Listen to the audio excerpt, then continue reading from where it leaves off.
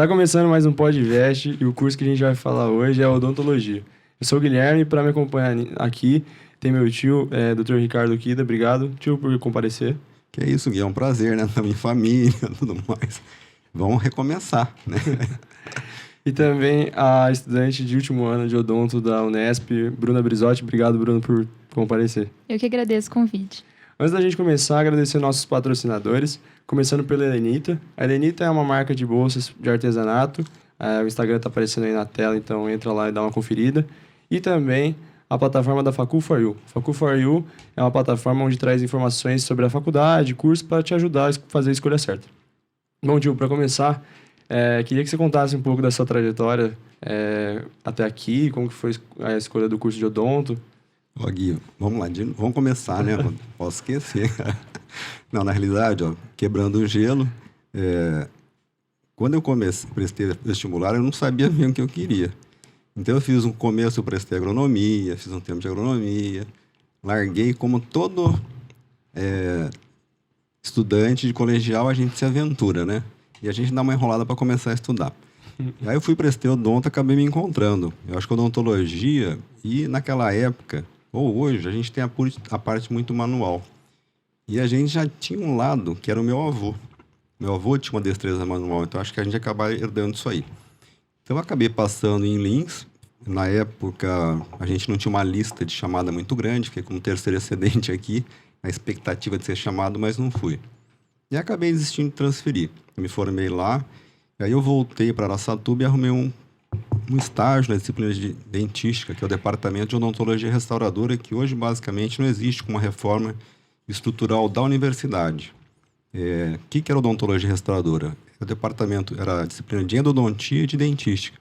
A dentística hoje é vista como uma plástica dental, que na realidade é o feijão com arroz da odontologia, onde a gente aprende, vulgarmente comentando, a fechar os buraquinhos do dente, tá? Reconstruir o dente que foi perdido. E aí, em 89, eu acabei prestando um concurso e sendo contratado. Então, quando eu ingressei na faculdade, eu fui uma última leva de docentes contratado como auxiliar de ensino. Eu tinha 26 para 27 anos, quer dizer, eu comecei novinho. E eu nunca me esqueço, né? A primeira aula a gente jamais esquece. Eu cheguei lá, hoje todos os alunos são preparados, você entra como doutor já.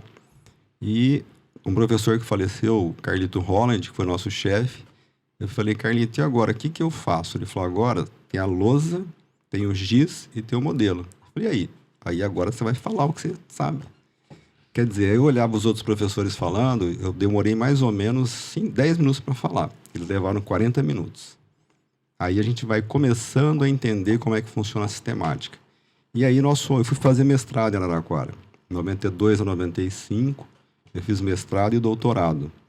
E na nossa época não era fluxo contínuo. Hoje você já termina o mestrado, já engatilha o doutorado. Na nossa época não. Era ano par mestrado, ano ímpar doutorado. Então eu fiquei em 92, 3 em Araraquara. Em 94 eu voltei e prestei a especialização de periodontia, que é a parte gengival. Por quê? Porque eu vi a minha dificuldade, a dificuldade dos alunos também, a necessidade dessa integração com uma outra disciplina. E que muitas vezes você encaminhava o paciente e ele demorava para retornar. Então aquilo acabava prejudicando por quê? Porque às vezes ele perdia um dente, porque fraturava, tinha que fazer canal. Então eu resolvi cercar uma área a mais, pela deficiência ou a necessidade que eu tinha. Então, quer dizer, isso me possibilitou crescer um pouco mais. Aí eu fui e voltei, em 96 eu vou reassumir minha disciplina mesmo. E aí nós fomos de 96, em 98 Dr. Jorge já faleceu também, que foi nosso chefe, foi grande pai para todos nós ali. Ele nos convidou para nós montarmos junto com ele a disciplina de dentística na Unip. Então nós montamos a disciplina de dentística na Unip, ficamos 2 anos, saímos. E logo em seguida fomos convidados para montar também a disciplina de dentística em Adamantina. Nós ficamos 2 anos, saímos. E aí recebemos um convite para ir para Santa Fé, mas nós achamos melhor não, porque não dava tempo, porque a gente tinha um noturno também, então ficava muito corrido. Então essa foi a parte do nosso começo. A gente era mais novo, tinha mais gás, né? E a gente tinha alguns cursos no NEC, na faculdade. Nós tocamos um curso de atualização até 2008, eu fui responsável.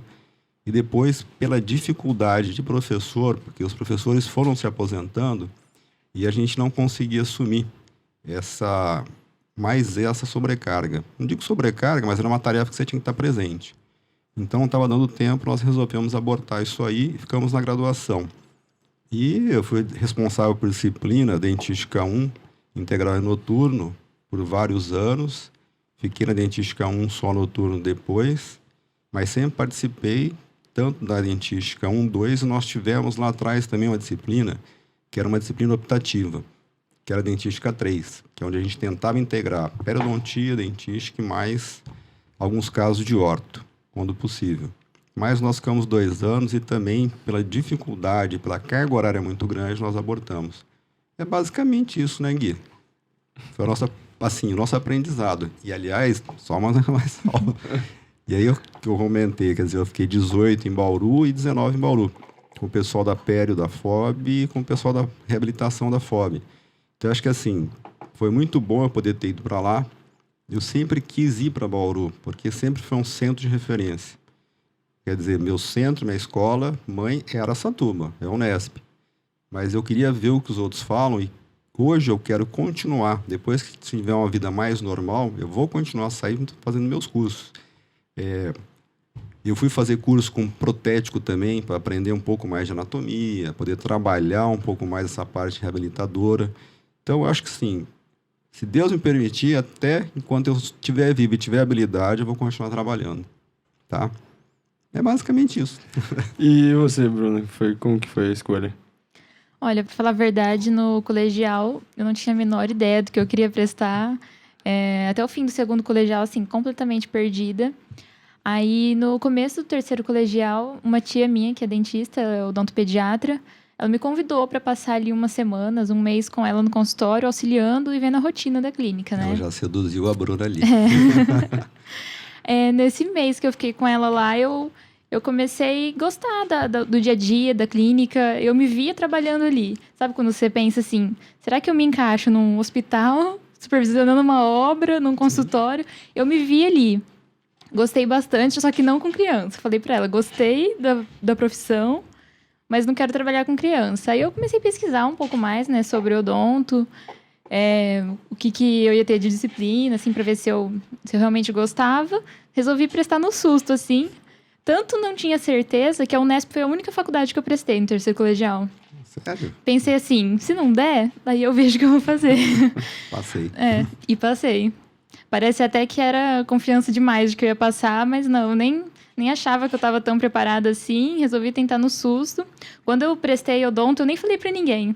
Eu falava assim, eu vou prestar alguma coisa de biológicas. Mas eu nem falava o que era. Porque nem eu tinha certeza, né, de que era o que eu queria. Mas, no fim das contas, meti a cara, vim. No primeiro ano, tive um pouco de dúvida se eu realmente gostava, porque a gente chega pensando que vai aprender boca, né? E chega aqui totalmente diferente. Tá, todo mundo do primeiro ano, acho que qualquer curso, o pessoal tem essa dificuldade, porque a gente idealiza uma coisa que, na realidade, não é, né? Você chega pensando assim, tá bom, em que momento que eu aprendo a fazer uma restauração? Isso. Mas não, você vai ver histologia, embriologia, olhar lâmina. Fisiologia, não tem nada a ver com o que a gente espera. Estatística, né, Bruno? Estatística. Estatística também? Estatística tem. Bioestatística, ciências sociais, tudo no primeiro ano. E aí dá uma confusão, assim. Você pensa, será que era isso mesmo que eu queria? Não tem nada a ver com o que eu imaginava. Mas a partir do segundo ano, assim, quando começou a ter atendimento, me identifiquei muito. E vi que eu queria continuar.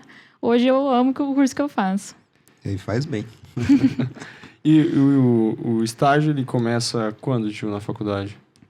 Na realidade, hoje o estágio é uma coisa meio, né? Mas empírica. é bem tranquilo pra quem quiser começar assim. Você pode começar no primeiro ano com iniciação científica, na realidade, né? Mas assim, na grade da graduação, o primeiro atendimento com paciente que a gente tem é no segundo ano. Com pacientes adolescentes, assim, em saúde coletiva. Saúde coletiva e depois estomatologia, né? Mas aí já no terceiro ano, né? Eu acho que é... É que mudou a grade, na minha época era... No segundo ano, eu acho que é só saúde coletiva Só que saúde tem. coletiva. É um tipo de atendimento simples, assim, uma profilaxia, limpeza, né? Um flúor, então, né? um flúor, são coisas tranquilas, mas é o primeiro contato que a gente tem com o paciente mesmo é no segundo ano. Então essa grade, é interessante a Bruna colocar isso, porque realmente a grade mudou. No segundo ano a gente tinha prótese total. Nossa, uma matéria que hoje é no quarto ano. Então, Bem é pro que fim do curso. Eles agregaram todas as próteses no último ano, porque começaria na total e terminaria na fixa, né? Na realidade. Mas o curso foi mudando e tomando outras formas também. Como surgiram outras disciplinas que não tinha na minha época. Eu acho que, assim, a odontologia hoje, sempre foi dinâmica, mas a velocidade que a internet trouxe para todas as áreas é muito interessante. Tio, até perguntar, você acha que, tem uma pergunta que o Zamp fez pro meu pai quando ele veio aqui, se a tecnologia vai mudar alguma... O que vai mudar a tecnologia com a odonto? Se vai substituir? O que você acredita? Gui, eu acho que assim, hoje a gente vive um momento de transformação dentro da odontologia. Hoje não, há alguns anos já, na realidade. A gente vê o escaneamento intraoral, que é utilizado na orto, na prótese. Eu acho que assim, ela vai te dar velocidade de fluxo. Ela vai te facilitar alguns processos. Mas o refinamento vai depender do profissional. Por exemplo, se você trabalha com estética, vai trabalhar com escaneamento, com fresamento de uma peça, se você quiser um padrão diferenciado de trabalho, você tem que fazer o maquiamento, que é a pintura dessa estrutura. Mas, no geral, isso são alguns, a gente chama de art design hoje, que são os caras tops dentro da parte protética. Mas é isso aí mesmo, eu acho que a tecnologia veio para ficar. Quando começaram, eu falo, por exemplo, quando começou o sistema CAD/CAM, que está hoje aí na moda, que na realidade começou na minha época, já tinha em 92. Tio, desculpa, o que é o sistema CAD/CAM? O sistema CAD/CAM é um sistema que você faz o escaneamento, por exemplo, de um preparo cavitário. Hoje ele gera um link, esse link vai para o protético e ele, através desse link, ele imprime um dente que vai ser colocado na boca do paciente. Tá? Ele é muito mais preciso. Só que toda precisão é assim. O escaneamento, por exemplo, quando você vai fazer uma ortodontia, se você muda a angulação do escaneamento, dependendo da incidência que ele faça, você pode ter alguma alteração também. Então, ele também tem uma margem de erro. Mas é muito mais preciso. É tipo uma impressora 3D, velho. Isso, Entendi. A parte do computador da impressora 3D é o escaneamento. Aí você manda para a impressora constrói. O CAD/CAM tira, ele fresa, ele pega um bloquinho e transforma num dente. Entendi. Vamos falar português. A gente vai pensando de outra forma. Tá vendo como é que é bom ter gente nova? Então é tipo uma impressora 3D, mas é o que o professor tá falando. O refinamento dessa peça fresada não é o mesmo de uma peça feita à mão pelo protético. Não é. E outra coisa... Detalhes, né? Sim, sim. E, por exemplo, eu acho que assim, é lei do engano achar que, por exemplo, apesar da prótese ser bem definida e bem feita, existe o fator final, que é aquela pecinha que está atrás dela, que é o profissional. Então, não existe milagre. Porque, de repente, você vende a ideia, né? Que, esse sistema é perfeito. Ele é perfeito, mas nós somos passíveis de erros, nós somos seres humanos. Então, existe um tratamento da peça, um mecanismo de cimentação que tem que ser respeitado para que ela dê certo. Mas isso é o caminho da odontologia, não tem retorno. Talvez a mistura, né, da odontologia digital com a odontologia mais antiga. A base ainda permanece. Essa mistura talvez no momento seja ideal, né? Então, o que traz melhor resultado. É o que eu quero fazer agora, tá? Então eu quero ir para o sistema, trabalhar, aprender, fazer programas com os protéticos de escaneamento. Não vou fazer, mas eu quero aprender. E aprender a maquiar as peças no final, que é o que eu realmente gosto. Como é que a gente faz? A gente faz pintura com resina também. Você tem corantes, né, para trabalhar a cor, da profundidade, da translucidez na peça, que é o que o protético faz numa peça fresada. Ele pega a peça fresada e transforma o mais natural possível, né? Porque na realidade, se a gente olhar hoje, você me perguntou, então agora eu vou dar uma brecha. Não fica aquele padrão da duplex, né? Que você olha, tá todo mundo igual, com os teclados iguais. Então ele dá mais naturalidade à coisa. Entendi. E, tio, o odonto é um curso muito, muito amplo, né? Assim, acho que... E é um curso amplo, é um curso extremamente interessante, né? É como a gente fala assim, a medicina é muito mais ampla, lógico, mas a odontologia também, porque ela envolve essa parte, essa base que você tem que ter de conhecimento. A Bruna pode falar melhor do que eu, que faz tempo que eu saí fora, mas a gente tem que ter noção de farmacologia, de anatomia, que mais? Vai, Bruno, vai me lembrando aí também. Eu acho que, assim, antes de eu entrar na faculdade, eu não imaginava, eu achava que a gente estudava só boca, mas E na só dente, realidade, né? e só Só dente, dente, não é? mas na verdade o dentista, ele, antes da gente aprender dente e boca, a gente estuda o paciente como um todo. A gente é Então- psicólogo, né? Psicólogo. Então, porque tem uma relação da tua saúde geral com a tua saúde bucal. Então, o dentista hoje não sabe só de dente. Acho que já era assim antes, né? Mas eu acho que Sim, cada sim. vez mais o dentista está se preocupando em estudar Sim. o corpo todo, a saúde como um todo. É tudo integrado. Você tá falando isso, eu tô lembrando, né? O pessoal fala muito de DTM, que é dor temporomandibular, que é até aquela história de usar a placa rígida, tudo mais. Mas hoje, você está falando de estudar, a fisioterapia entra muito aí. Porque você tem a parte muscular que trabalha junto com a parte dental. Vamos resumir assim, a grosso modo. Então você associa as duas coisas. E está integrada, a odontologia é integrada com tudo. Periodontia com diabetes. Com diabetes. Tem uma né? relação Sim. super Próxima. estreita e E o tabagismo, né? Vamos. então Tudo tá integrado. não é só boca, e aí entra essa parte que você falou de ser abrangente, né? Tá ficando mais, o senhor pode falar melhor, se antes já era assim, tá mais segmentado. Eu não vejo tanto hoje aquele dentista que faz tudo. Então parece que as pessoas estão se especializando mais numa área. Então, acho que assim, eu achei interessante a tua colocação. Porque quando nós começamos, você tinha o clínico geral mesmo. E aí surgiram as especialidades, tanto que eu fui fazer dentística, né? O que eu vi com o tempo, quando eu busquei a periodontia, é que faltava essa inter-relação da base clínica. E o que a Bruna falou é verdade. Apesar da gente se especializar em uma única coisa, você acaba se subespecializando. Então você tem... Por quê? Porque, na realidade, eu posso ser especialista em prótese, mas eu tenho que ter um conhecimento de endodontia, de periodontia, para poder filtrar esse paciente e indicar para um especialista. Isso é tudo vem na faculdade, né? Você não sai especializado em nada, né, tio? Não. Você- Na verdade, você sai vê tudo- todas. É, Subir. você vê todas as disciplinas, né, Bruna? Para depois você decidir o que você quer na realidade. Entendi. Então, quando eu falo, por exemplo, eu acho que a gente estava conversando lá, isso eu não vejo, não é uma crítica, é uma colocação que eu falo. Vocês hoje são mais imediatistas, né? Ah, sim. Então, a ciência, e não digo odontologia, qualquer área da ciência, ela demanda um pouco mais de tempo de amadurecimento. Então, cada vez que a gente vai evoluindo, a gente vê que sempre falta alguma coisa. Eu estava falando outro dia, depois de todo esse tempo formado, eu percebi que ainda tem muito que aprender. Que eu ainda não sei nada, não. E que a vida é um eterno aprendizado, né? Fala, Bruno, você olhou para mim. Tem que absorver, né, o que o senhor fala já com bastante tempo de experiência e não... Até para não pensar que já sei o suficiente, chegar num ponto e falar, eu sei tudo. Não. Para sempre estar disposto a estudar, aprender Sim, mais. sim. Esse é o eterno estímulo, né? O Gui acho que não conheceu o Dr. Miguel Russo. Acho que não, tio. O Dr. Miguel Russo, ele foi... Quando veio a faculdade para cá, ele foi responsável pela implantação da faculdade. Aí o Dr. Jorge, ele convidou o Dr. Jorge para ficar na época, que foi aluno dele. Mas nunca me esqueci, o Dr. Miguel aposentou muito cedo. Ele aposentou com 55 anos. E o dia que eu cheguei para ele, falei, professor, o senhor vai se aposentar? Ele falou, eu vou. Eu falei, mas por quê? Ele falou assim, a minha vez passou, é a de vocês agora.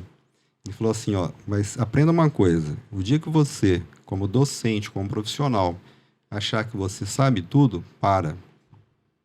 Entendeu? Porque não é assim. E é realmente. Que nem, por exemplo, a gente está conversando, eu fui fazer os cursos de pele e de prótese em Bauru.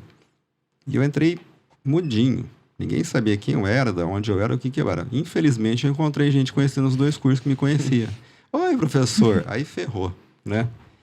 Aí todo mundo fala já te vendo com outros olhos, porque todo mundo vai torcer para ver o que vai dar errado para você, né? Assim, a gente está demonstrando para o aluno e falar assim, tomara que dê errado. Não é assim, Bruno? Então, quer dizer, e eu nunca me esqueço, no pessoal da prótese agora, tem um professor lá, tinha o professor Pegoraro, que é uma pessoa que eu sempre tive respeito, tinha o filho dele, o Thiago, e tinha o Estevão, que é filho do Gerson Bonfante. E um dia a gente estava conversando e o Estevão estava falando de cimentação, falando de ionômero de vidro, e eu fiquei escutando, né? Aí ele parou e falou assim, mas por que eu tô falando isso para você? Você também sabe tanto quanto eu. Eu falei, não, eu tô aprendendo com você. Você é o mais novo do que eu. Você teve fora, você tem outro conhecimento, você teve suas experiências e suas dificuldades. Então, isso que é interessante. Por isso que eu falo que a gente tem que ver o que o outro está falando, né? E a gente tem que sair. Escutar alguém que tenha também uma linha de raciocínio diferente da sua, né? Isso é extremamente importante. Ouvir uma opinião diferente, porque às vezes a gente escuta sempre lendo os mesmos artigos, assim, os mesmos fundamentos. Então. E daí, quando vem alguém com uma ideia diferente, você para e pensa, tem mais coisa além do que eu vejo, né? Eu preciso estudar mais, preciso pesquisar o que ele me disse. Com certeza. Eu sempre fui muito aberto nesse sentido. Eu sempre falei, desde que eu comecei a dar aula, eu falava para os alunos, falei, ó, não é o fato de eu estar te ensinando que eu sou o dono da verdade, eu não sou. Por quê? Porque muitas vezes, hoje tem mais facilidade, tem internet, na época não tinha.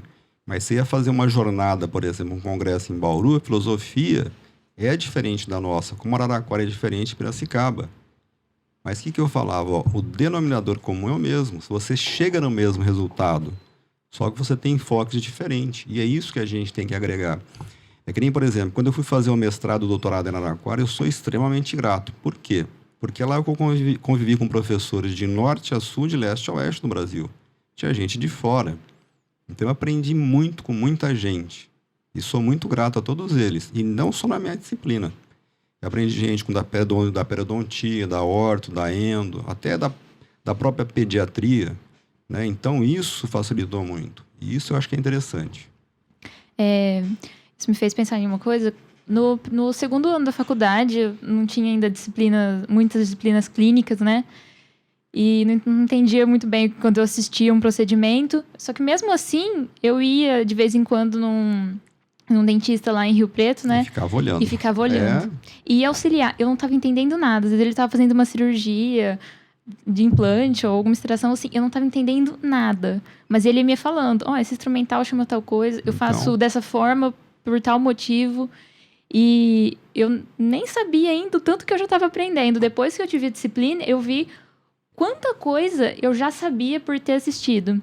Então, isso foi uma situação quando eu ainda nem sabia do assunto, mas vale para sempre, né? Sim. Mesmo quando você sabe do assunto, assistir alguém fazer um procedimento, escutar alguém falar, porque sempre alguma coisa diferente vai ter. Isso já serve até para quem tem interesse em prestar odonto, né? Sempre acompanhe um profissional, porque às vezes ensina até mais do que na faculdade. Com certeza, é a experiência dele. Eu lembro quando eu entrei na faculdade, falaram assim, o Dr. Jorge falou assim, faz todos os cursos. Eu estava no primeiro ano, eu estava fazendo um curso de horta, eu nem sabia o que era aquilo.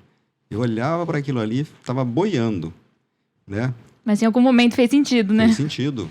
E aí, quando eu fui para o segundo ano, eu tinha um amigo meu que era mais velho, ele já estava para se formar, e ele trabalhava, ele fazia estágio num sindicato lá, na parte de cirurgia. Ele falou, Ricardo, você não quer ir lá comigo para me ajudar? E aí, era à noite. E o pessoal falava, pô, mas você vai à noite lá, cara? Vamos sair e tal. Eu falei, depois eu vou. Então, nunca me arrependo, porque dava tempo de eu ir lá, aprender alguma coisa com ele, ver o que ele estava fazendo, para depois sair. E eu me meti a ser monitor também, então eu fui monitor em várias disciplinas na faculdade, e você conversava muito com os docentes para ir aprendendo isso aí. A Bruna tocou num negócio que eu acho que é extremamente interessante. Quando eu me formei, que eu só fazia estágio no primeiro ano, eu acompanhava o pessoal na especialização. Muitas vezes eu via o que eles estavam fazendo, eu sabia, não é que eu sabia e tinha conhecimento, não, já tinha visto aquilo em aula. Mas eu via a dificuldade da pessoa, eu falava, caramba, eu não vou dar conta. Então aquilo, quando eu fui fazer especialização, já me deu um outro olhar. Por quê? Porque a gente já se lembrava das dificuldades dos outros e as dificuldades que eu tinha, você falava, tá vendo como é que foi bom ter visto? Antes de errar, o que o outro errou, você lembra, né? Você fala, vou errar. Eu lembro de ver ele fazer isso, então, vou fazer diferente. Você errava de outro jeito, mas daquele não. Era assim mesmo. E outra coisa que eu falo, por exemplo, você sempre foi uma pessoa muito curiosa, muito interessada. Mas o que eu vou te falar, você vai entender muito bem. Tem muita gente que termina e vai embora, não é isso? O que eu sempre falei para os alunos, falei, gente, não vai embora. Corre o box do outro, vê o que a pessoa está fazendo. Por quê? Porque na clínica você vê situações distintas. E você aprende muito com isso. É o que você falou. Eu não vou fazer. Vai. Um dia pinta para você. Depois da clínica, a gente sempre tem o costume de contar, né? Sim. A gente sempre vai contar o que deu errado, mas Lógico. no fim das contas, você acaba contando o caso também. Lógico. E é muito legal escutar o caso do colega, assim, ver o tanto de coisa diferente que aparece na clínica. Não, eu acho que é fundamental. Sabe o que eu acho, assim, eu sinto como professor, que eu acho que pra gente é muito difícil, e vejo talvez como um defeito, é aquele tempo que você falou, de repente, a gente não conseguir documentar os casos da turma que você está, para depois jogar e transformar isso numa discussão. Porque todos os casos que você faz, você documenta, você depois pode discutir entre os alunos. E aí você faz um planejamento. Eu não sei se na tua turma eu pedi para alguém fotografar. Poucos casos eram fotografados. Então. Mas às vezes eu falo, vamos fotografar, porque quando você faz a foto, você vê alguns detalhes que clinicamente você não consegue enxergar. Então, a fotografia, um modelo de estudo, ele te dá uma visão diferente. Aí você coloca numa roda para discutir. Sim. Cada um vem com um planejamento diferente, Sim. né? Então, isso vai te gerando dúvida e vai te obrigando a estudar. E essa dinâmica é muito interessante. Então, o que eu falo assim, eu falo com o professor, porque eu acho que existe um fator muito negativo nesse sentido para a gente, frente a vocês, porque a gente sabe que tem essa necessidade, e você não consegue ter esse tempo hábil para poder discutir, né? Porque, vamos acabar a clínica e vamos pegar todo mundo e sentar. Não dá. Não fica. Você não consegue segurar o pessoal, quer ir embora, está cansado, tem outros fatores. Mas é uma coisa que falta. Por exemplo, quando eu fiz a faculdade, eram 4 anos, depois foi para 5. O intuito era, no 5º ano, isso lá atrás, depois foram tendo outras reformas estruturais do curso. Mas era ter uma clínica integrada com todas as disciplinas. Por quê? Porque você pegava o paciente, isso seria só clínica. No primeiro dia do primeiro semestre até o final com o caso. Mas aí você integrava todos os docentes, endo, dentística, pério, prótese, cirurgia, porque não adianta. A gente sabe que nós estamos em centros de excelência, mas tem algumas coisas para serem corrigidas dentro do sistema educacional. Porque às vezes a pessoa está na minha disciplina e ela vai precisar de mim depois no outro ano que não vai ter como voltar. Então, eu acho que assim, aí eu estou falando agora como professor, tá? Cortei o raciocínio, já mudei, né, Bruna? Eu estou falando uma coisa de clínica, eu vou para outra. É tudo doido. Mas pode falar, pode perguntar para a Bruna. Não, então, eu queria saber também, muita gente, tio, você até falou que você entrou em agronomia e não estuda muito e tudo mais. Eu queria saber de vocês dois como foi conciliar, quando entrou na faculdade de odonto, você veio de Rio Preto, né? Então, como foi essa mudança também para você na faculdade? É bem diferente do colegial. Eu acho que, assim, no primeiro semestre da faculdade, nem espero tirar nota, porque você está aprendendo a estudar. É diferente o estudo do colegial da faculdade. Ixi. E, às vezes, também, eu que mudei de cidade, né? Tem adaptação também, né? É diferente você Sair de casa, sair de mamãe, casa. ter que se virar. Muita coisa muda, né? Então, você Com está num certeza. período de adaptação. A carga, assim, horária do odonto é pesada. Eu faço integral. Bastante. Então, é aula o dia todo. Aí, você chega à noite, tem muito conteúdo para Tem que para colocar estudar. em dia, né? E quem acabou de mudar da casa dos pais, tá morando sozinho, deixa tudo para fazer à noite, né? E aí não faz, Então, né? você tem que arrumar a casa, lavar roupa, essas coisas, deixa tudo pra noite. Aí, para e pensa, como que eu vou fazer tudo? Então, no começo é bem difícil, eu achei. Mas a gente vai aprendendo a conciliar, aprende como estudar. E, no fim das contas, cada um arruma o método que funciona para si e depois deslancha. Então, quando eu entrei na faculdade, eu mantive o mesmo ritmo que eu tinha no colegial, que eu digo assim, de estudo. Então, eu chegava e eu tinha mais alguns amigos que a gente morava junto, falava, então, vamos estudar a aula de hoje, cada um faz um resumo de uma parte da aula. Então, a gente montava umas apostilas, que eram nossas, para facilitar. Então, quer dizer, quando você faz, é a mesma coisa que o aluno vai colar. Ele faz a cola, ele estuda, ele não precisa da cola. E é o que a gente fazia. Então, nós levamos bem a faculdade. Aí, no 3º ano, parte clínica, a gente foi dando uma relaxadinha, mas continuava estudando. E acho que a gente já tinha se adaptado à vida universitária. Mas a mudança realmente é grande. E a gente vê que o pessoal, quando chega no 1º ano, fica meio perdido, né? Porque é o seguinte, Consegui a carta de alforria. Saí de casa, meu pai não vai ficar no meu pé, minha mãe também não. Aí passo primeiro. Não é assim, Gui? Ah, mais ou menos. Não vejo a hora de voltar para São Paulo, pô. Mas é assim mesmo, porque eu acho que tem que ser assim. Vocês têm que sair, a gente tem que sair e ter vida própria. Eu sou totalmente a favor de filho sair, das cabeçadas. E é assim que a gente aprende. Assim, eu sou muito grato. Eu fui fazer o colegial em São Paulo, eu fiz o terceiro. E você estava falando do Gabriel, né? A gente morar na pensão. Eu lembro meu pai falou assim: ó, você não vai para a República porque você tem que se preocupar com alimentação, com roupa. Então vai morar na pensão. Legal. Tinha 16 anos, falei, beleza, né? Morava perto do Shopping Paulista, que não existia naquela época. Cheguei lá, quando eu entrei, meu quarto era isso aqui, cara. Tinha uma cama com outra pessoa. Eu falei, e agora? Pra onde que eu vou? Estudar, né? Você não tinha outra opção. Aliás, São Paulo você tem. Ou você cai na vida ou você estuda. Como eu tava lá, eu tinha que estudar.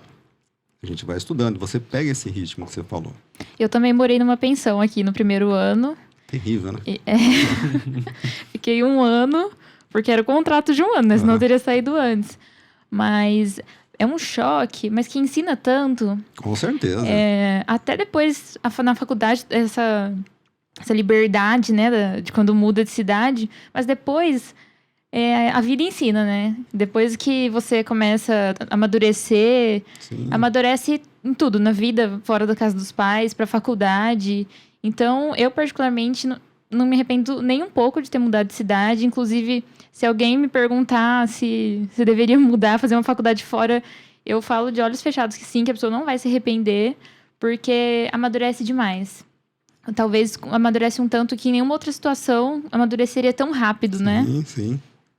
Eu digo, você mudou para Lins quando você foi fazer? Mudei.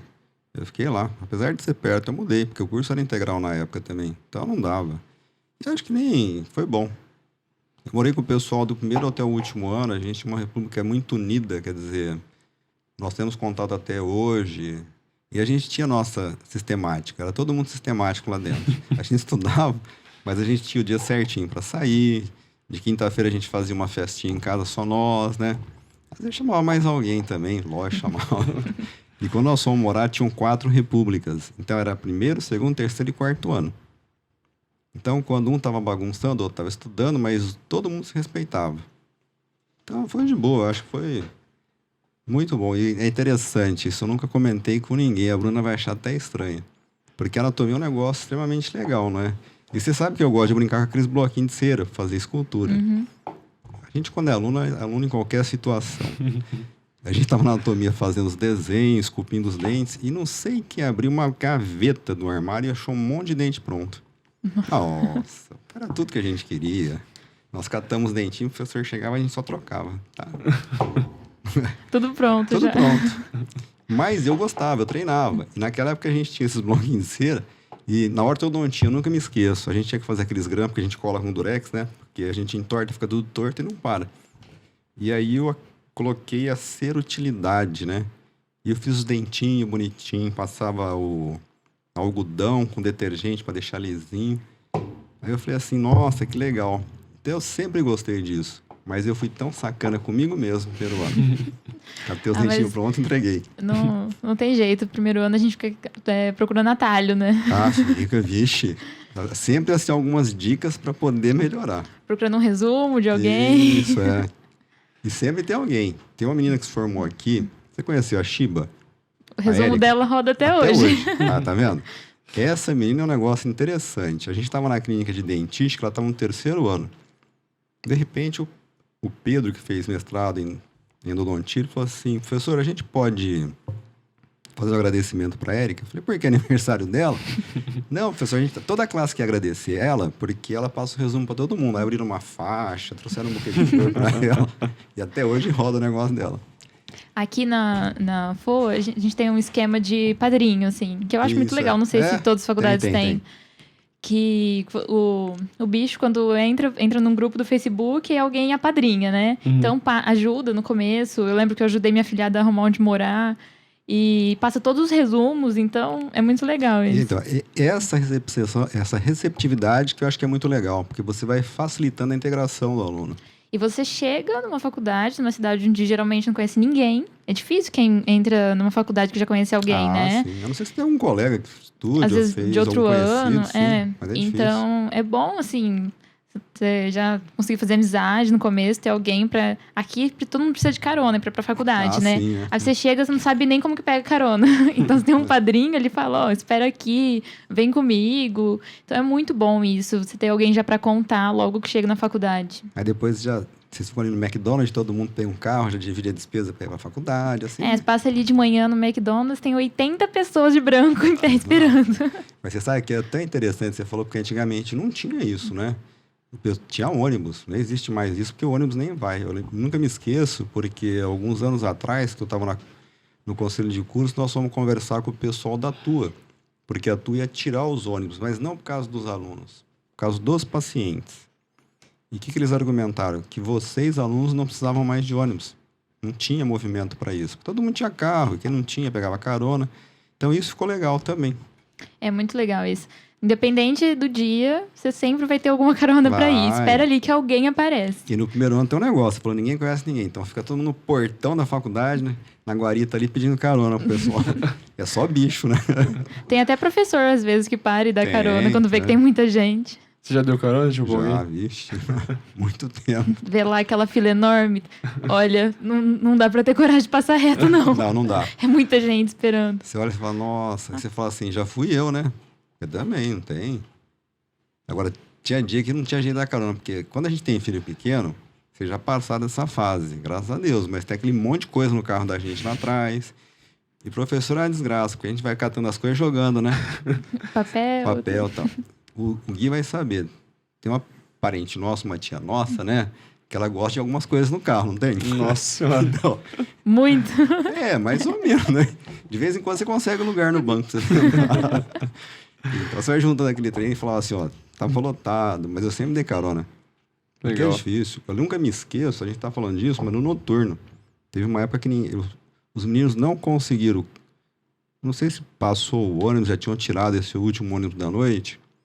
Os 10 alunos foram a pé do campus até a cidade à noite. Nossa, é longe. É longe pra caramba. E aqui tem esse detalhe, né? O campus é na rodovia, não é dentro da cidade. E Uber existe faz pouco tempo, né? Faz pouco tempo. Então não tinha essa facilidade, imagino. Então, E a pé é longe. Mas à noite o pessoal, o Uber também não gosta muito, né? Não. Eles têm receio de serem assaltados ali, realmente fica fora de mão. É.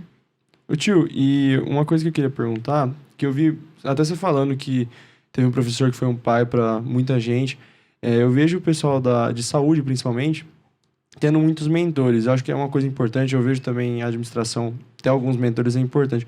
Você teve algum, assim, que te ajudou, que pegou como mentor para você? E como que foi essa experiência se você O teve? professor que me ajudou, Um mentor, tio. Algum cara que tenha te inspirado, ajudado. olha aí, o tio Jorge foi um, né? Ele foi que me deu, na realidade, o Dr. Jorge foi quem começou a resina dentística. Então, quer dizer, de uma forma muito educada, ele falava pra gente assim, tá bom, né, mas você pode melhorar isso aqui, Você fala, nossa, tem que fazer tudo de novo. Então, a gente vai se espelhando nessas pessoas. E assim, ele foi um start, e na sequência vieram muitos outros. Eu acho que teve tanta gente, quer dizer, que eu sou muito grato. Por exemplo, o Jorge foi um, depois o meu orientador, ele faleceu porque ele teve câncer, mas foi uma pessoa que, quando eu cheguei em Araraquara, eu fui o primeiro orientado dele. Mas foi uma pessoa que ele me puxava a orelha, mas me ensinou muito também, né? Eu nunca me esqueço, ele chegou para mim e falou assim, vamos fazer a tese com materiais de resistência à compressão. Eu falei, pô, mas isso já tem tanto, né? E aí, a gente é idealista, eu falei assim, vamos ver se eu com a parte de cariologia. Ele falou, cara, eu não conheço ninguém. Mas tem em Piracicaba no centro, por causa do Jaime Cury, né? Bom, aí tinha um japonesinho, um chinesinho que fazia estágio com o Jaime Cury. Ele era de Araraquara, aluno lá, mas fazia. Eu falei, cara, eu não posso ir lá com você. Passei a aula de peroba, bati na porta do Jaime Cury. Falei, professor, o senhor dá licença, tal, me apresentei. O Jaime é todo sério, né? Falei, ixi, acho que não vai dar certo, não. Falei, vem aí no meio do ano. Bom, fui lá, faz o piloto. Então a gente faz um plano piloto para fazer a tese, deu certo. Aí no final do ano ele me deu a oportunidade de ficar dentro do laboratório dele. Saí do laboratório dele dia 23 de dezembro às 5 horas da tarde. com todos os meus espécimes. Passou janeiro, eu voltei para o laboratório. Mas, em resumo, no primeiro ano, quando eu terminei meu primeiro ano de mestrado, eu estava com minha tese pronta. Então, esse foi uma pessoa que me deu uma grande luz também. Eu acho que a parte, por exemplo, de periodontia, tem o professor Igberto de Araraquara, que foi um pai. Eu estava terminando o mestrado, eu fui e prestei especialização, né? Aí ele me chamou no canto e falou, Ricardo, ó, você não foi muito bem. Eu falei, professor, eu não estudei. Ah, você é o segundo excedente, mas se você quiser fazer a especialização na PCD, eu falei, não, eu quero fazer na Unesp. Eu falei, não estou preocupado. Eu falei, pode ficar tranquilo, porque agora termino os créditos, eu vou estudar e volto. Aí eu voltei, prestei e passei, mas ele foi uma pessoa que me deu assim, um estímulo muito grande. Então, acho que assim, em qualquer lugar que eu passei, eu sempre tive alguém que sempre me serviu de exemplo. Bruno, você teve algum assim? Que... Olha, na faculdade a gente tem pouco tempo, né, com cada Com professor. certeza. No geral, eu acho que todo professor que perceber que você quer aprender, aquele professor vai servir de espelho para você, porque ele vai querer te ensinar. Então, demonstre interesse e aquele professor vai te ensinar muita coisa e ele vai ser seu espelho. Mas assim, especificando, o professor Ricardo foi meu orientador na faculdade. Então, é uma pessoa super importante para mim. Eu fiz treinamento técnico de ortodontia, então o professor Rogério também me ensinou muita coisa. Me ensinou muita coisa. Ele te coloca na cadeira e nem você ficar assim, uma tarde inteira só olhando, mas ele vai te explicar tudo o que ele está fazendo. Então, isso foi muito importante para mim, sem dúvidas. Os principais são esses que eu tive mais contato, né? Mas cada professor na clínica que chega e fala, não tá bom, faz de novo, para mim já é uma pessoa que eu considero muito a opinião. Porque se o professor chega para você e fala que não tá legal, para você fazer de novo, é porque ele acredita que você vai fazer melhor. Sim. Então, tem que colar nesses professores assim, que confiam em você e aprender muito. E aquela pessoa vai te ensinar muito mais do que você imagina. E como é que é, Bruno? Você não dá licença? Você pode dar uma sentadinha pra ti? Assim? Mas faz assim, assado. É desse jeito. Então, é isso aí mesmo. Porque o que você falou é importante. Você conheceu a Jéssica, que se formou? Acho que não.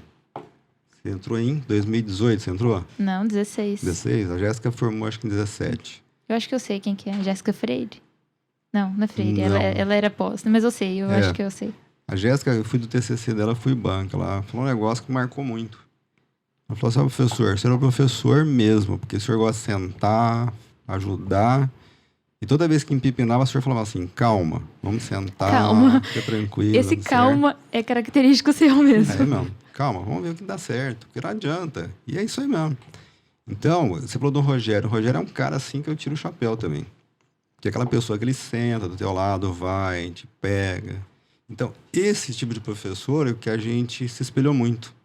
É aquele professor que não senta e resolve o problema pra você. Ele senta, ele te fala por que aconteceu, o que você fez de errado, como que você vai solucionar isso e te coloca pra fazer. Aí que você aprende, não só... senta e resolve pra mim. Eu poderia sentar, resolver, tchau, tá feito. É muito fácil, né? Depois você olha pronto e não sabe nem como foi feito. Sim. Então, tem estilos de professores mesmo. Sim. E na clínica tem que ter esse tipo de professor. Professor que quer ensinar, quer mostrar como faz.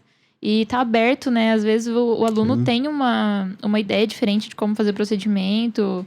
Sim. E professor que tá aberto a ouvir o aluno, é muito legal isso. Porque o aluno aprende muito, ele sabe se o ponto de vista dele tá certo também, né? Com certeza.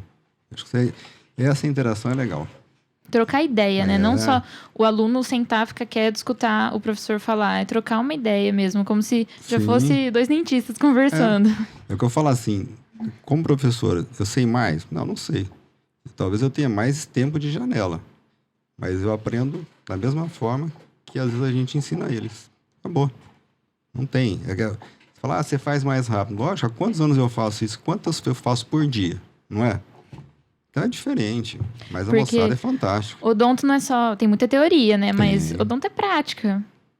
Então... no papel tudo dá certo, né? É muito fácil. Você decora um passo a passo ali, aí senta e fala... eu sei o passo, e agora? Como que eu faço? Então tem isso aí. Ô tio, e como que foi conciliar a carreira de dentista de professor? Como que foi? Você ficou quanto tempo Como de professor? docente? Isso. Gui, eu Fui contratado em agosto de 1989. A minha senha da faculdade. Mas eu fui contratado em agosto de 89. E eu fiquei até o ano passado, em abril. Cara, eu achei assim, foi fantástico. É uma coisa que eu tenho saudade. Sabe, muita gente fala assim, você não vai sentir saudade? Vou. Eu acho que a pandemia teve um lado positivo, a gente tenta se desapegar. Mas é um negócio que fala muito forte, sabe? Eu, às vezes, cato meus manequins, vou lá, fico treinando, fico brincando, você fica fazendo preparo, coloca na lupa, vê o que pode melhorar. Então, é o que eu gostava de fazer. Não sabe, porque às vezes chegava no laboratório, a gente sentava ali, vamos fazer isso e tal. Para mim foi fantástico, eu acho que eu sou grato. Sou grato, foi assim, Deus me abençoou. Me deu uma oportunidade e a gente pegou, né, lógico. Mas foi a melhor coisa do mundo. Conciliar foi maravilhoso. Durante todo o tempo que o senhor foi professor, também tinha consultório particular? Eu abri mão, um bom tempo. Eu comecei a fazer alguns casos, por quê? Porque as dificuldades que você tem na clínica, como é que eu ia te ensinar uma coisa se eu não fazia? Né? E a gente, quando nós se formamos, a gente falou assim, tem mão seca, porque na teoria eu posso falar um monte de coisa para você. Mas eu via que não adiantava, porque às vezes você não conseguia resolver. Então, todo docente na área clínica, eu acho que ele tem que vivenciar essa parte. Eu acho que é fundamental, não tem como, né? E acho que a universidade tem que rever esses conceitos, tem que mudar alguns pensamentos, porque tudo mudou. E a gente não pode se fechar num círculo, né? Mas eu acho que, assim, fundamental. A parte clínica, na minha área, não tem como. É que nem orto. Como é que eu vou falar alguma coisa de ortodontia se eu não pratico? Né? Existem dificuldades. A cirurgia. Você traz um terceiro molar. Nossa, mas a incisão é assim, o ângulo... Pô, mas não tá assim. Como é que faz? O alveolar tá ali embaixo. Como é que eu faço? Peço uma tomo. Então, as dificuldades não tem. Você tem que fazer clínica, você tem que praticar. Eu estava conversando com o professor Pegoraro em Bauru, né? Ele fez o pós-doc dele, ele foi para os Estados Unidos, foi um dos primeiros professores a ir para lá. Falou, Ricardo, meu pós-doutorado lá era clínica. A gente chegava, atendia de manhã e à tarde. O orientador chegava, entrava e mandava a gente se virar. Então, ele falou, é diferente do que a gente faz aqui. Eu acho que tem que ter a mesclagem aí. Quando nós fizemos pós, a gente era obrigado a fazer caso clínico para fotografar. E a gente deixava uma cópia com o nosso orientador. Muita gente fala assim, mas isso é egoísmo. Eu acho que não. Pelo contrário, porque o orientador possibilitou a gente aprender ali também. Então, eu acho uma divisão de conhecimentos. E, normalmente, quando estava bom, o orientador dava uma chacoalhada, né? Então, eu acho que assim, a clínica é fundamental, Bruno, não tem como. É que nem eu falava na medicina, por exemplo. Como é que um cara que dá aula de cardiologia, ele não vai fazer cardiologia? Ele vai cair no centro cirúrgico. Mas dá tal medicação, o cara está infartando. E se não surte efeito, o que você vai fazer? Rezar? Não tem como. O profissional que não pratica, né, que só ensina, fica até às vezes desatualizado, né? Porque não vê na prática. Então, eu acho que assim, uma coisa anda atrelada à outra. É que nem, por exemplo, você faz teu curso. Como é que uma pessoa pode ensinar uma coisa se ele não pratica no mercado? No papel ele aceita tudo, tudo dá certo. E você tem professores fantásticos, né, Gui? Você sabe disso. Sim, sim. Então, quer dizer, o cara é gestor numa firma, um CEO, o cara tem que saber a dinâmica da coisa. E a gente está falando não só de saber lidar, mas lidar com o ser humano que está ali na cadeira. Porque cada paciente, ele reage de uma maneira. E a gente tem que ter o jogo de cintura. Eu não lembro quem que foi, se foi na tua turma ou foi um ano anterior. Acho que foi na tua turma. Tinha uma senhora que chegou e nós fizemos estética nela. Só que, quando eu faço estética, normalmente eu faço um dente para ver cor, textura, para ver se ficou legal. E essa senhora chegou, as meninas falaram assim, professora, a mulher tá brava. Eu falei, por quê? Ela disse que odiou. Eu falei, tá bom. Aí eu fui, ela falou assim, nossa, eu não gostei. Eu falei, que bom, né? Então vamos fazer o quê? A senhora, desculpa, a gente tentou acertar. Sentei, coloquei a mulher, comecei a saber o que ela queria. Eu falei, dá o espelho. Aí eu peguei, dei o espelho para ela, inverti a situação. Eu falei, a senhora tá vendo isso aqui? isso aqui eu fiz dessa forma, por causa disso. Fui colocando para ela. Falei, agora a gente vai acertando os outros, a senhora vai ver como é que fica legal. E no final, depois a gente ainda dá uma repassada. Faz uma nova maquiagem para a senhora, tá? A mulher ficou uma seda. Então, e se eu não soubesse lidar... Tem que ter esse tato, né, tio? Tem que ter esse tato. Às vezes a pessoa tá ansiosa, aquela história da anestesia, né? A gente fala assim, anestesia. A primeira anestesia de vocês na clínica, ninguém esquece, né? A gente não sabe anestesiar. Eu nunca me esqueço. Dentística. Minha primeira clínica. Fui fazer um segundo molar inferior, que é um dente lá do fundo, né? Anestesiei o paciente, ó, tá adormecido e tal. Beleza. Comecei a preparar, o cara deu um pulo na cadeira. Não anestesiou nada. Nada. Aí quando eu olhei, tava sangrando. Eu falei, nossa, expus a polpa do paciente. Fui lá com o professor. Aí ele sentou, olhou, começou a rir. Eu falei, o que foi, professor? Cortou a bochecha do cara aqui. Tá bom, tá bom. Mas eu não tinha anestesiado, não sabia, não tinha noção. Eu tenho um professor que hoje aposentou, você não conheceu, que é o Michel. Mas você sabe quem que é. Michel, eu nunca me esqueço. Tinha uma funcionária da faculdade, ela tá na veterinária hoje. A gente ia atendê-la e eu não conseguia anestesiar o alveolar dela, do lado esquerdo. Falei, Michel, eu era responsável da disciplina idêntica 2. Então, o que eu fiz? Eu chamava o Michel e pedia para ele mostrar para os alunos, em cada grupo de alunos, como é que fazia anestesia. Aí eu falei, coincidentemente, estava essa moça. Ele falou, ó, sabe o que é anestesia? Vem cá. Ó. Ele pegou o meu dedo, foi lá, falou, tem uma variação anatômica aqui. O alveolar dela sai pro lado direito. Ele deriva um pouquinho antes, por isso você não bloqueia. Nunca mais errei. Nela. Nela. Mas é uma coisa que eu não sabia. Mas quando você vai na anatomia, você vê que tá tudo bonitinho. É. Então, essas coisas são legais. Guilherme, você falou que tem que ter esse tato, né? Uhum. Eu, antes de ir prestar a faculdade, eu não parava para pensar que eu ia trabalhar com gente, né? Você pensa só no curso. Isso eu acho que todo mundo que quer prestar odonto tem que pensar. Tem que lembrar que você vai tratar de uma pessoa. E que aquela pessoa se dispôs a ser atendido por um aluno, que ela sabe que não sabe fazer direito ao procedimento, que vai demorar, porque ela tem que ficar parando e perguntar pro professor. O aluno, às vezes, está com mais medo do que o paciente. Pois é, você tem que agregar os dois. E no dentista não é agradável, né? Você senta lá, pouco. fica com a boca aberta. E na faculdade, para ser atendido por um aluno, às vezes o paciente fica 3 horas com a boca aberta. Isso não. Então, você tem que ter muita empatia, pensar que... Se coloca no lugar do paciente. Você ia gostar da pessoa que está te atendendo chegar lá, te atender correndo porque quer ir embora. Ficar reclamando com a dupla, né? O paciente está lá embaixo ouvindo. Não, a gente está reclamando com a dupla. Nossa, que procedimento chato. Nossa, quero ir embora. Ai, o professor não vem logo. Então, quem não está disposto a se colocar no lugar do paciente, nem tenta odonto. Com certeza. Não tenta, porque você vai se frustrar. Isso você falou que é uma coisa assim. Com certeza alguém falou que, nossa, o professor demora muito para ir no meu box, né? Assim, eu tenho certeza que falaram. Por quê? Quando eu começo, eu falo assim, gente, cada dupla tem uma dificuldade, cada situação é ímpar. Então eu falei, não adianta ficar bufando na minha orelha que eu vou nem estar percebendo. E eu toco mesmo, eu desligo e vou tocando. Para poder resolver, porque você tem que dar conta da situação. É aquela história, eu não estou sabendo o que estou fazendo, então vamos fechar o dente, mais ou menos por aí. Então você tem que ter esse tato, não tem jeito. E começo de clínica é pesado para todo mundo, não é? Não tem, isso aí... É muito difícil e são muitos alunos, né? No integral são 80 alunos, então imagina, às vezes a gente fica 20 minutos, meia hora esperando o professor passar, parado no meio do procedimento.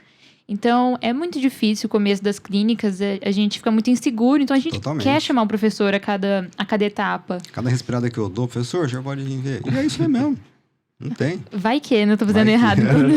Dá tempo de corrigir ainda, né? Mas é isso mesmo, então é legal. Ô Bruno, e perguntar um pouco mais da Unesp, você falou que é integral, quantas horas lá são de aula? Olha... 40 horas semanais. 40 horas semanais? Porque são 8 horas... Todo dia, vezes 5 é 40 horas.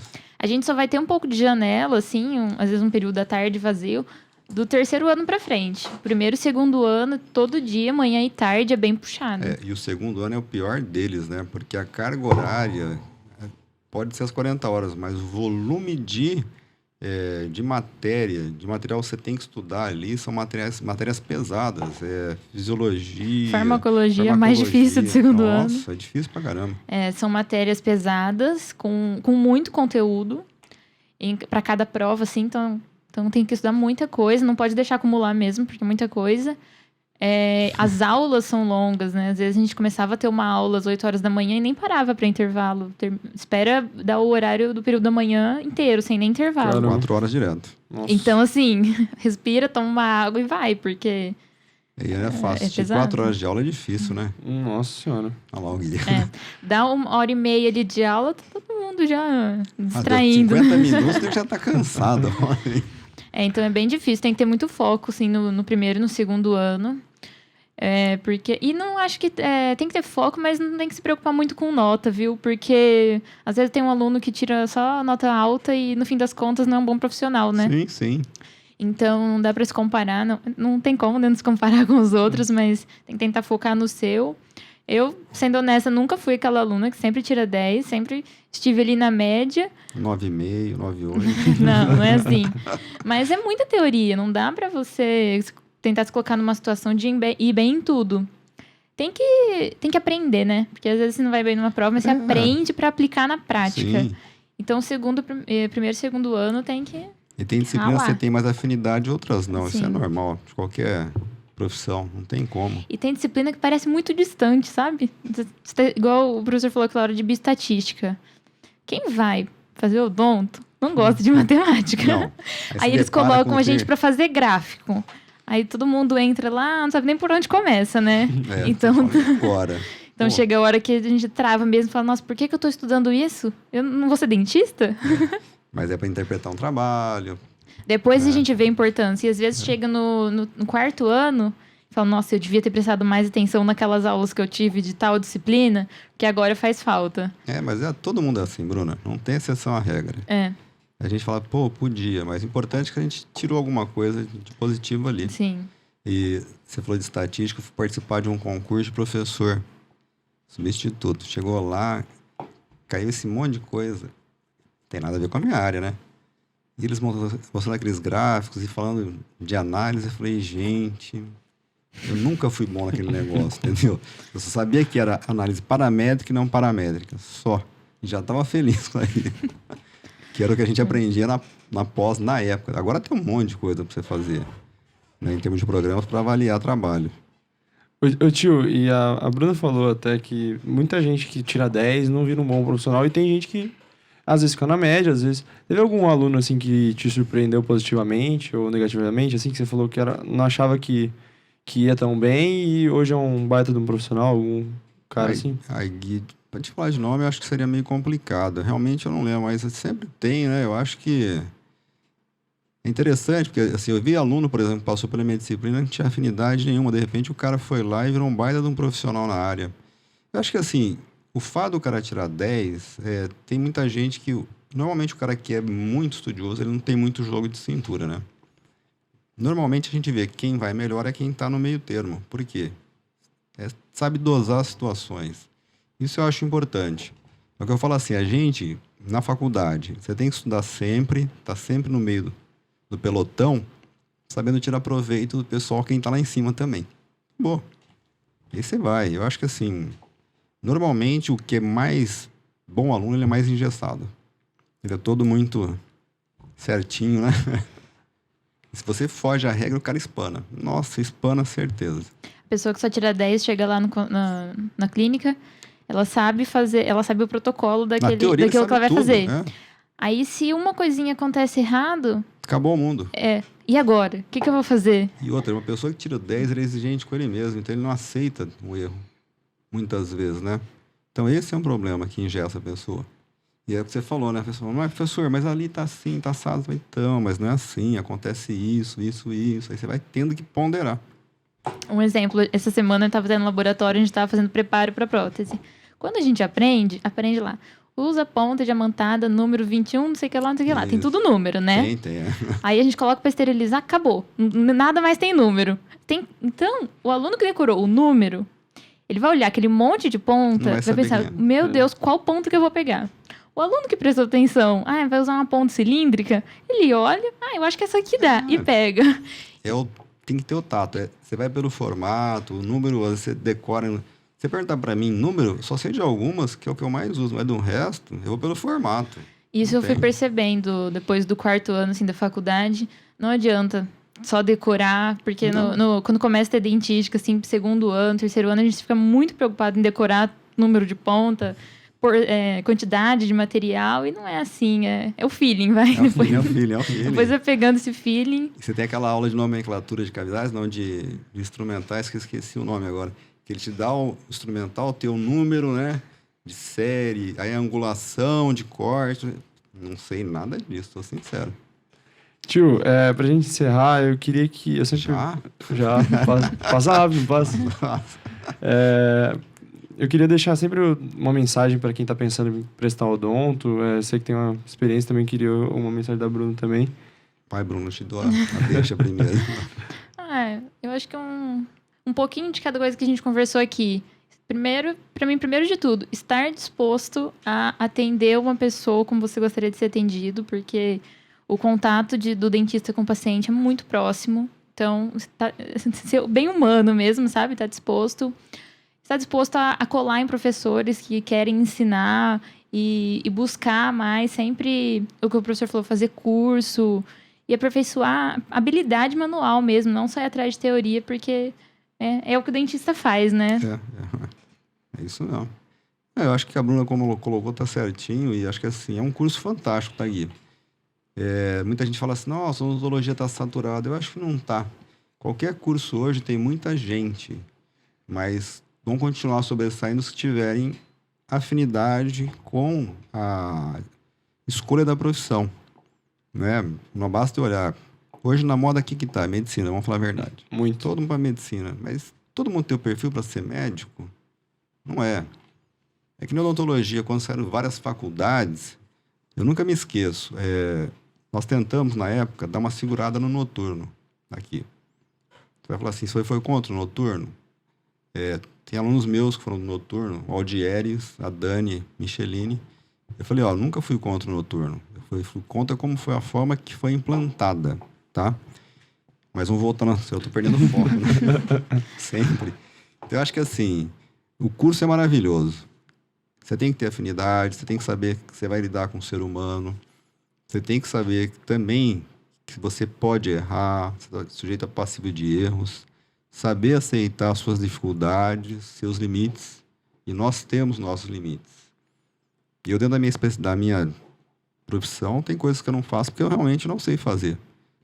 Um exemplo, endodontia. Nunca soube, mas admiro quem faz. Eu acho que é extremamente difícil. Você trabalha com tato, trabalha no escuro. Então, muita gente fala, por que você não faz isso? Que nem eu fiz pério, fiz implanto. Fiz implantodontia, fiz um curso de atualização. Mas por que você não faz? Não é minha área. Eu fiz para saber o procedimento, como é que se faz, para poder conversar. Mas assim, é uma profissão que te dá um leque muito grande. Então eu sou apaixonado. Desculpa. Outra coisa que eu acho que o vestibulando tem que pensar é aquilo que eu falei bem no começo. Você se vê trabalhando nessa rotina? Porque eu acho lindo medicina, mas eu não me vejo trabalhando num hospital. Eu não me vejo dando plantão de madrugada. Meu perfil. Então, uma pessoa que tá em dúvida, vai no consultório de alguém, de um amigo, um tio, um primo, sei lá. Fica ali um tempo. Você se vê trabalhando com isso? É uma rotina que te agrada? Não, é muito cansativo, me dá dor nas costas. Eu não suporto ficar o dia inteiro sentado. Não vai ser dentista, procura outra coisa. Porque é o... Claro, fora que queira ser professor, né? É diferente. Aí você tem que pensar duas vezes, né? Mas E ainda tem essas duas opções, né? Você pode seguir a carreira acadêmica, dar aula, ou pode ir para a clínica. Sim. Eu acho que assim, você tem que ter esse feeling realmente. E o fato da gente ver o que a pessoa está fazendo é muito importante. Quando nós comentamos, eu falei, sai fazer agronomia. Fazer agronomia por quê? Você nunca tinha visto nada disso. Na realidade, eu prestei agronomia porque foi uma aposta, tá? E eu passei, isso que foi o pior. Foi uma aposta, Ju? Uma aposta, eu passei. Passei, o cara falou, você não passa, fui e passei. Aí tinha jeito, né? Mas fui fazer, fiz 2 meses, tranquei, nunca mais voltei. Mas eu acho que a gente tem que ver o que a pessoa faz ali. E outra, o que a Bruna falou. toda profissão você tem que uma cota de sacrifício, mas o sacrifício é porque você gosta daquilo, não é? Teu pai, por exemplo, não tem sábado, tem domingo, não tem. Não mesmo? Então, quer dizer, a pessoa fala, pô, fazer medicina, pô, imagina um cara que é intensivista. Você tem que agregar teu tempo com o da família, pô, é difícil pra caramba. Então, você tem que entender a sistemática da coisa. Eu nunca me... Você falou isso aí, quando eu me formei, eu falei, que beleza, né? Eu vou trabalhar das 8 ao meio-dia, vou às 2, fico até às 6, 5h30, 6 horas, vou pro clube jogar tênis. Aqui, ó, conversa. Não existe isso aí. Então, é que nem dar aula. Dar aula te exige? Exige, sim. Exige porque cada grupo de aluno é um grupo, você tem que ter um jogo de cintura com cada um. E, às vezes, a gente também tá naquele limite, né? Quem vai falar que às vezes o professor, pô, o professor é um chato, tá bravo e tal. Tem dia também que você, como ser humano, você tá na tampa, mas a gente tem que saber discernir o joio do trigo, não tem como. Legal. Muito obrigado, tio. Obrigado, isso, Bruna, Mia. por terem comparecido. Eu te agradeço. Sério mesmo. Obrigado para quem assistiu a gente, ouviu a gente até agora. Acesse lá o canal nosso no Instagram. O Cortes do Podcast também tem os melhores momentos aqui. A Helenita também no Instagram. E a Facu4U, que é a plataforma que é parceira da gente. Obrigado. Até o próximo.